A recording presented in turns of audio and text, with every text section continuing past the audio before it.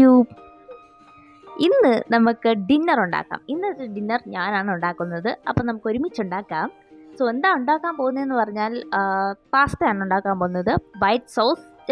Chicken white sauce പാസ്തയാണ് ഉണ്ടാക്കാൻ പോകുന്നത്. ഒരു സ്പെഷ്യൽ ഡിഷ്.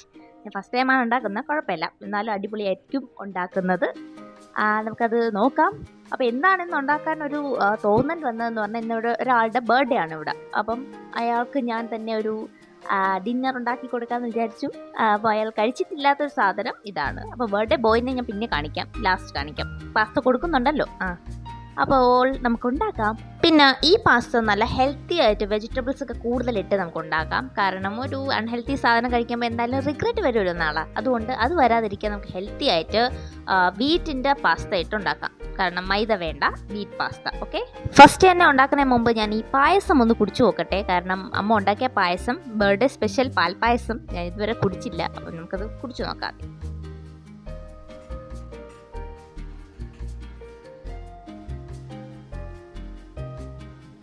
അടിപൊളി പായസമാണ്.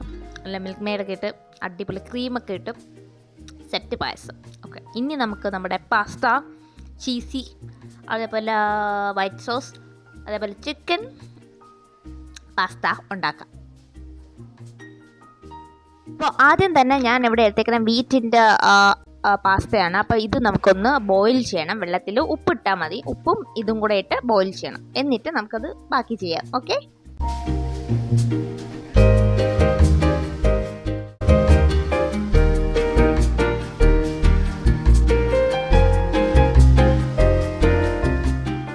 പാസ്ത ചൂടാവുന്ന സമയത്ത് നമുക്ക് ചിക്കൻ റെഡിയാക്കണം. ചിക്കൻ ഇവിടെ നേരത്തെ പെരട്ടി വെച്ചിട്ടുണ്ട്. അപ്പോൾ ഇതിൽ ഉപ്പും മുളകും പിന്നെ കുറച്ച് മൈദ കൂടി ഇട്ട് മിക്സ് ചെയ്ത് നമ്മൾ നേരത്തെ വെച്ചിട്ടുണ്ടായിരുന്നു. ഇനി ഇത് നമുക്കൊന്ന് ഫ്രൈ ചെയ്യണം. പിന്നെ ഇത് ഫ്രൈ ചെയ്യാൻ ഞാൻ പ്യുവർ കോക്കനട്ട് ഓയിലാണ് ഇവിടെ എടുക്കുന്നത്. നമുക്ക് എത്രയും ഹെൽത്തി ആയിട്ട് ഇരിക്കാൻ പറ്റുന്നോ അത്രയും ഹെൽത്തി ആയിട്ട് ഇരിക്കാം. അപ്പം അതും നന്നായിട്ട് നോക്കുക. അപ്പം കോക്കനട്ട് ഓയിലാണെങ്കിൽ അത്ര പ്രശ്നമില്ല.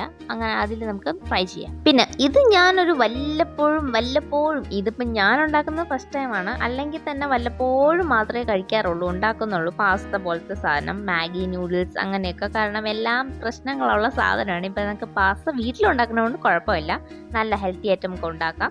സോ നിങ്ങൾക്ക് ഉണ്ടാക്കുന്നെങ്കിൽ നിങ്ങൾ എന്നും ഉണ്ടാക്കാതിരിക്കുക, വല്ലപ്പോഴും ഉണ്ടാക്കുന്ന അത് നല്ലതാണ്. ഈ വേവിച്ച പാസ്ത ഇപ്പോൾ ഇതാ പൊങ്ങിക്കളഞ്ഞു, പാല് കളയണ പോലെ. കുഴപ്പമില്ല, നമുക്ക് ഉണ്ടാക്കാം. എന്തായാലും അടിപൊളിയായിരിക്കും. ഫസ്റ്റ് ടൈമാണ് ഉണ്ടാക്കുന്നത്. ഞാൻ എൻ്റെ അനിയത്തി ഉണ്ടാക്കുമായിരുന്നു. അപ്പം നോക്കാം. ചിക്കൻ വെന്തുകൊണ്ടിരിക്കുന്നു, പാസ്ത വെന്തുകൊണ്ടിരിക്കുന്നു. അപ്പം നമുക്ക് ഇതിൻ്റെ ഇടയിൽ കുറച്ച് വെജിറ്റബിൾസ് കട്ട് ചെയ്യണം. അപ്പം ഞാൻ എടുക്കുന്ന വെജിറ്റബിൾസ് കുഞ്ഞുള്ളി എടുക്കുന്നുണ്ട്, ചെറിയ ഉള്ളി എടുക്കുന്നുണ്ട്, ക്യാപ്സിക്കം, പിന്നെ വലിയ ഉള്ളിയുണ്ട്, പിന്നെ ക്യാരറ്റ്, പിന്നെ എന്തോന്നുണ്ട്, ഇത് ഗാർലിക്. അതും ഇത്രയാണ് ഞാൻ എടുക്കുന്നത്.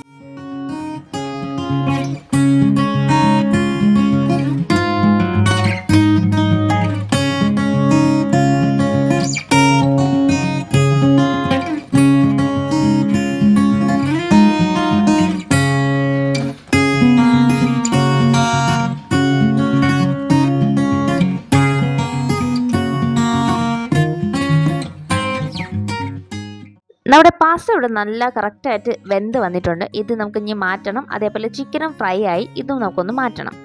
ഇനി നമുക്ക് വെജിറ്റബിൾസ് കട്ട് ചെയ്യാം. ഈ ഓണിയൻ ഞാൻ സ്റ്റാർട്ട് ചെയ്തത്, ഓണിയൻ ഒരു സ്ക്വയർ ഷേപ്പിൽ ഇത്തിരി വലുതായിട്ടാണ് കട്ട് ചെയ്യുന്നത്. കാരണം നമുക്കറിയാലോ ഈ പാസ്തയിലേക്ക് ഇത്തിരി കാണാൻ പറ്റുന്നതായി അങ്ങനത്തെ പീസായിട്ട് ഓണിയനും ക്യാപ്സിക്കവും അങ്ങനെയാണ് കട്ട് ചെയ്യാറുള്ളത്.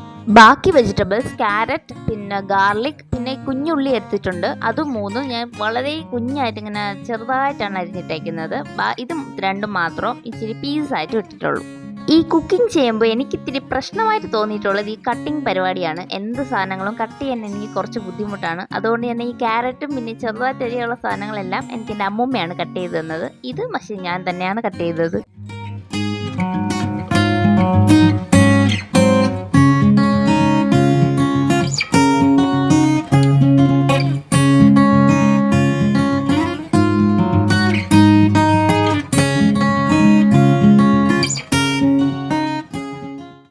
ഇനി നമുക്ക് ഈ വെജിറ്റബിൾസ് ഇപ്പം ക്യാപ്സിക്കവും പിന്നെ ഓണിയനും കൂടെ നമുക്ക് നന്നായിട്ടൊന്ന് ചെറിയ ബ്രൗൺ ആവരുത്, അതിന് മുമ്പ് എടുക്കണം. കാരണം ഹോട്ടലിലൊക്കെ നമ്മൾ കണ്ടിട്ടില്ല, ബ്രൗൺ കൂടുതലാവരുത്. വൈറ്റ് സോസ് ഇടുമ്പം കളർ മാറാൻ പാടില്ല. അപ്പം നമ്മൾ ചെറിയ ബ്രൗൺ ആവണതിന് മുമ്പ് ഒന്ന് എടുക്കണം. സോ നമുക്കത് ഫ്രൈ ആയിക്കൊണ്ടിരിക്കുകയാണ്.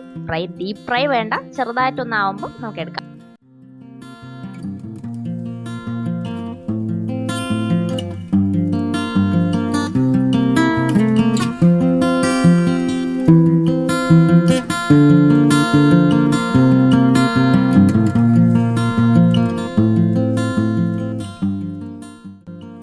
ക്യാപ്സിക്കവും ഒണിയനും നല്ല കറക്റ്റായിട്ട് വന്നിട്ടുണ്ട്. ഇനി അതെടുത്തിട്ട് നമുക്ക് ഇനി നമ്മുടെ വൈറ്റ് സോസ് ഉണ്ടാക്കാം. അതിന് ഗീയും പിന്നെ നമ്മുടെ മൈദയും, കുറച്ച് മൈദയും വേണം, പിന്നെ പാലും വേണം. അപ്പം നമുക്ക് ഇനി വൈറ്റ് സോസ് ഉണ്ടാക്കാം.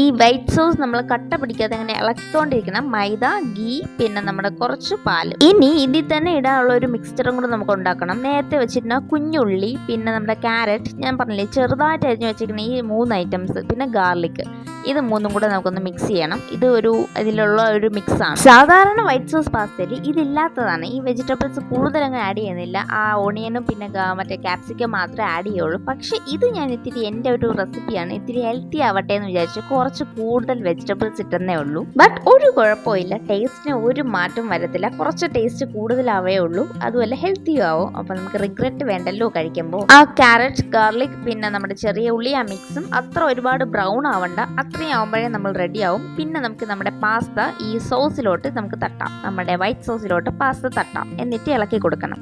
ഇതിൻ്റെ ഇടയിൽ ഞാൻ നമ്മുടെ വൈറ്റ് സോസിൽ കുറച്ച് ബ്ലാക്ക് പെപ്പറും കൂടെ ആഡ് ചെയ്തിട്ടുണ്ട്. ഒരു ഫ്ലേവർ കിട്ടാൻ ഇത് നല്ല രസമാണ്, നല്ല ടേസ്റ്റ് കിട്ടും. അപ്പം നമുക്കൊരു കുറച്ച് ബ്ലാക്ക് പെപ്പറും കൂടെ ആഡ് ചെയ്യാം.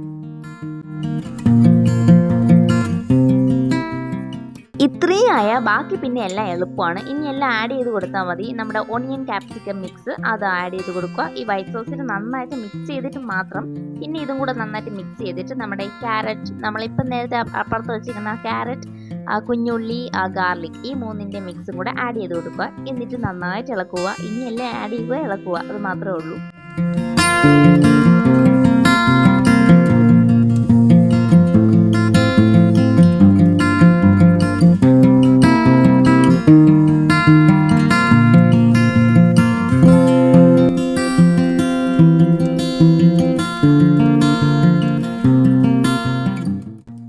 ഇതെല്ലാം മിക്സ് ചെയ്ത് കഴിഞ്ഞ് നമുക്ക് ലാസ്റ്റ് നമ്മുടെ ചിക്കൻ ഇടാം. ചിക്കൻ ആഡ് ചെയ്ത് നന്നായിട്ട് ഒന്നും കൂടെ ഇളക്കുക. ചിക്കൻ ഞാൻ ചെറിയ പീസാക്കിയാണ് ഇട്ടേക്കുന്നത്, കുഞ്ഞു കുഞ്ഞു പീസാക്കി. ഇച്ചിരി വലിയ ബോൺലെസ് ചിക്കനിൽ നമ്മൾ കുഞ്ഞു കുഞ്ഞു പീസാക്കി ഫ്രൈ ചെയ്താണ് ഇട്ടേക്കുന്നത്. ആ ഫ്രൈ ചെയ്തതിൽ വലിയ പീസ് ഞാൻ ചെറുതായിട്ട് കട്ട് ചെയ്തിട്ടിട്ടുണ്ട്.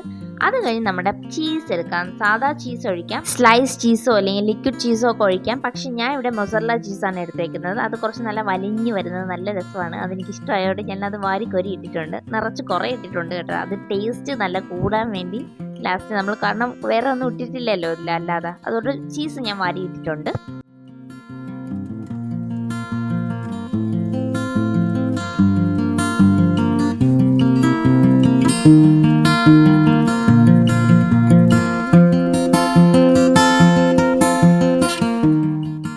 ഇതെല്ലാം റെഡി ആയി കഴിഞ്ഞ് നമുക്കൊന്ന് അടച്ചു വെക്കാം. എന്നൊരു 10 മിനിറ്റ്സ് കഴിഞ്ഞ് എടുക്കാമോ. നമ്മളെ ചീസൊക്കെ നല്ല വലിഞ്ഞ് നല്ല മെൽറ്റായി അടിപൊളിയായി സെറ്റായിട്ട് ഇരിപ്പുണ്ട്. അപ്പം നമുക്ക് ഇനി ഇത് കോരി എടുത്ത് കഴിക്കാം. അല്ല കഴിക്കണ്ട, ബർത്ത്ഡേ ബോയ്ക്ക് ആദ്യം കൊടുക്കാം.